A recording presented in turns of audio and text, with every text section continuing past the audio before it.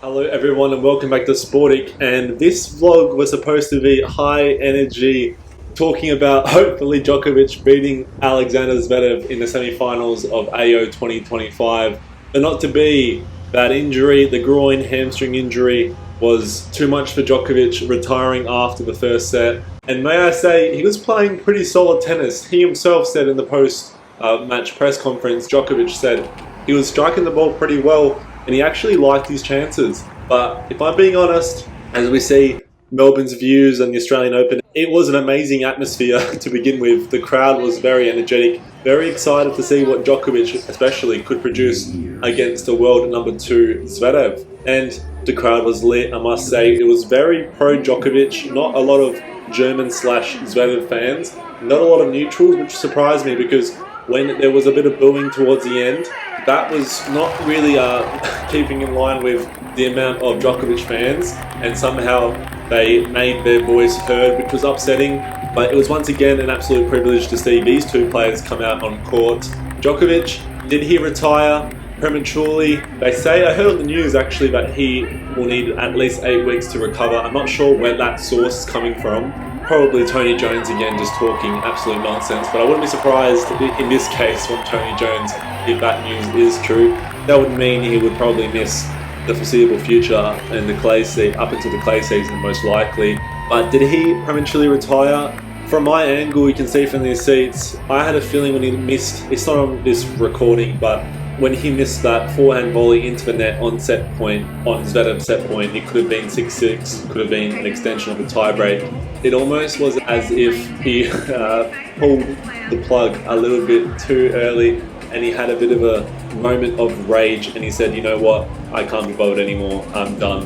And perhaps versing his friend Zverev means that he was a bit more easy to retire, or maybe he's just hurt. The biggest thing I hate about this retirement is that it ends the Murray-Djokovic partnership for now. We'll see if they reignite or refuel their partnership in the future, but the words coming out of Djokovic and the Djokovic camp is that there's no guarantees post-AO, and it was great to see them two just pumping each other up. Murray just so composed. Perhaps there was something going on behind the scenes in the Djokovic camp, something that made Djokovic retire early, because in the past he has battled through these type of injuries. He himself said that although this injury is a bit more severe than 2 years ago, it is very similar.